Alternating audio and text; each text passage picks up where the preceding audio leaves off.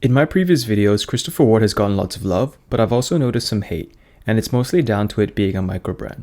And look, I totally get that. I used to have the same exact mentality when it comes to CWard. It's in that affordable luxury price point that is arguably the most competitive in the industry. At $1,000 to $2,000, you have Tissot, Mido, Certina, entry-level Oris and Longines, and obviously Seiko. So the competition is steep, and I get the hesitation comparing a €20 brand with the bigger names. But I've gone through all these affordable luxury brands in the past, and none of the offerings at the same price point even come close to a CWard. The C60 Trident Pro is a perfect example of why the brand is so successful. Now, I'm not saying the C60 Trident is perfect, but it's very difficult to find an objective flaw on this 38mm diver.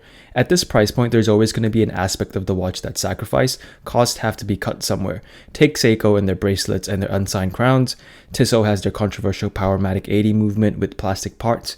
And other similar caliber brands around this price point will either sacrifice their movement for a quartz, or it's always going to be the bracelet. But I'm serious in saying that I can't really find a big enough negative on this C60. If this was made by Seiko, you'd be paying well over $3,000 for this. Instead, CWard is only charging you $1,000. And look, I get it, CWard isn't comparable to the likes of Seiko. The heritage is non-existent compared to Seiko, but they make great attainable watches with reasonable prices. They're starting to, if not already, build up their own unique identity in the industry.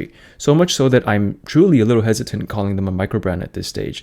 They have everything you'd want in a fully fledged watch brand. If you've seen my previous video on the Sealander, you immediately realize both the C60 and the C63 share very similar design DNAs. They're basically the same watch, but one's a diver and one's your everyday watch. The first impression I've had with the dial and the Trident is how shiny and reflective the applied indices are. The only other time I've really been drawn towards the individual indices was with my Grand Seiko SPGF 009, and we all know the hype around Zaratsu polishing. In comparison with the Trident, I've got to admit CWard has done an excellent job with their attention to detail. Now, I don't mind the date window at the 6 at all. Very subtle cutout and the matching date wheel makes it blend into the dial nicely. The date change is extremely smooth as expected from the trustworthy SW200. The action on the crown, the grip, the winding, and the locking feels extremely robust. Setting the time is extremely easy. Just no complaints overall when it comes to the action of the movement and the crown. The handset is by far my favorite aspect of the dial, with sharp and bold triangular hour and sword style minute hands with the ever so unique Trident counterbalance and the orange tip. Both the handset and the indices are filled with C1 Superluminova, giving it that greenish blue glow in the dark. Visibility is the least of your concerns here. One final thing I love is how short the rehaut on the C60 is, making the dial sit extremely close to the sapphire crystal. There isn't much perception of depth, which I actually quite enjoy in this particular watch. Overall, the dial on the latest C60 Trident is done to an excellent standard, and I don't really have any complaints. Identifiable design, great attention to detail, and amazing finishing. The light catcher case created by CWard is another example of their commitment to their own identity and design language. I'm genuinely impressed by a micro brand and their ability to pull a case with this level of finishing, but then again, they're not really a micro brand anymore, are they? The original light catcher case on the Trident over a decade ago was relatively simple. Think same shape without all the fancy edge work in the middle. The latest light catcher case is exactly what the name indicates. It plays with the light in an extremely subtle manner. The finishing is done to an affordable luxury standard, and you can physically feel the grooves and edges by running your fingers across the case. The latest update on the Trident Pro was CWard's decision to shave off some height, now sitting at only 11mm, which is ridiculous for a 300-meter water resistance diver. On top of that, you're getting a display case back that's sapphire, allowing to view the decently decorated SW200. The bezel action is fantastic, not difficult to turn at all, but solid enough to give you a bit of fun. At this price point, the action is one of the nicest. Here, I'll let you hear it and judge for yourself.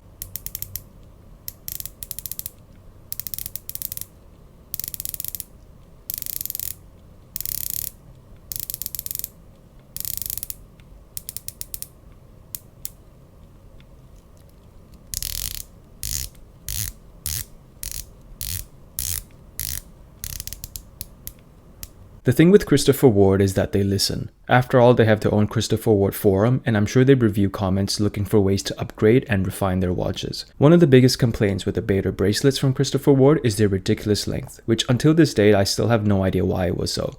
Perhaps it's for the on-the-fly adjustment clasp. But the latest Trident has a shortened clasp, which makes my job even more difficult to try and find a flaw with the watch. With the now shortened clasp and the previously already top-notch on-the-fly adjustment, the well-machined individual oyster-style links, extremely reassuring click to lock the clasp. It's no doubt one of the best bracelets at this price point, and there's seriously no competition. Everything about the Beta bracelet is just so solid, and you're going to keep hearing me say this throughout the video about the entire watch, but Christopher Ward watches are just robust top to bottom. There's no sacrificing anything. When they mean affordable luxury, they seriously mean it. The one thing that I do love about Christopher Ward is that their watches come in multiple sizes. With the Trident Pro, the 38mm is the smallest case size, followed by the 40, and then the largest at 42. So it's really up to you to determine which size suits you best. And before you go on to say that you can't try them on in person, Christopher Ward does 60 days return, so that's a decent compromise. The 38mm Trident wears absolutely perfect on my skinny 6-inch wrist. With the updated thinner case, and the way the lugs angle down to hug my wrist, I can't complain at all in terms of comfort and everyday wear.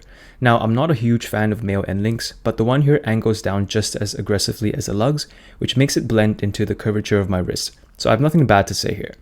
Look, I've got to give props where it's due. Christopher Ward's on-the-fly adjustment is the icing on the cake, making their watches being truly worthy of a daily or even a one watch only. My wrists are 6 inches, but as soon as it's hot or I've had enough sodium, it can quickly swell up to 6.5 inches.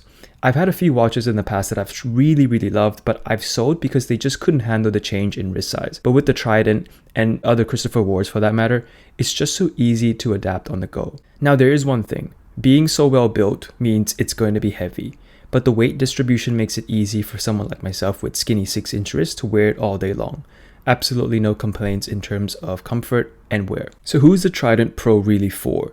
Now, I think the Trident Pro will suit a few types of buyers, the first being those wanting an affordable luxury diver. So you've had your fair share of affordable divers with the likes of Seiko, Orient, and a myriad of micro brands, and also the good old AliExpress specials.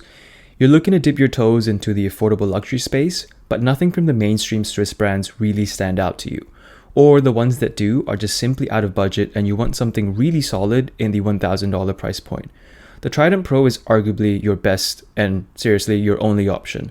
And I will say this again like I did with the Sealander earlier this year.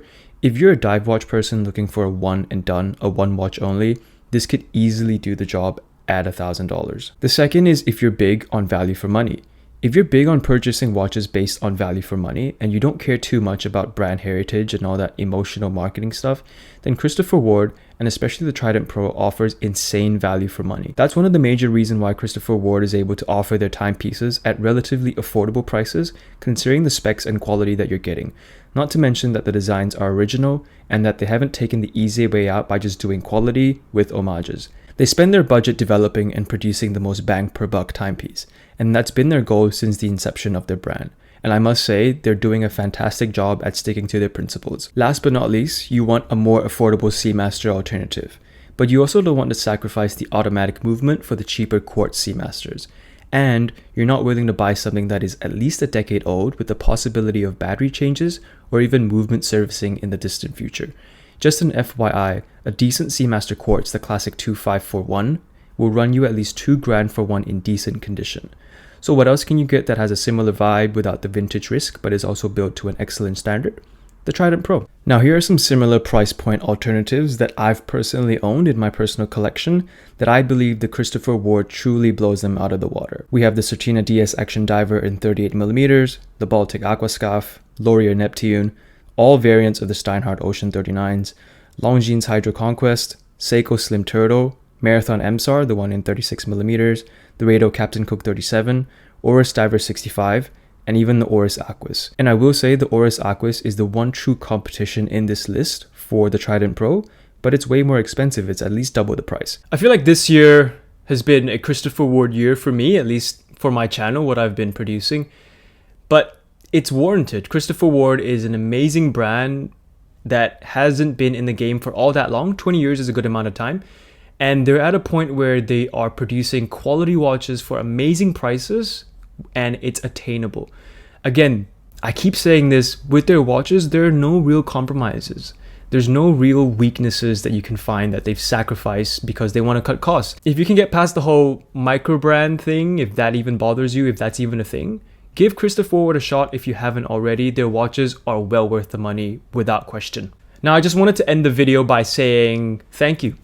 Thank you for supporting me. Thank you for watching my videos and thank you for leaving kind comments. Honestly, some of the comments are the most genuine, the most heartfelt things I've read. And some comments are a little on the nastier side, but hey, this is the internet. I appreciate everyone and I respect everyone who spends time, who takes time out of their day to watch my videos. So thank you. I started YouTube 8 to 9 months ago with no real expectations, and seeing it grow in the short span has motivated me to keep going. And it's all thanks to all your support. So once again, thank you, and I will see you in 2025. But in the meantime, have a great holiday season with your family. If you celebrate Christmas, have a great Christmas, have a great New Year, and I will see you soon.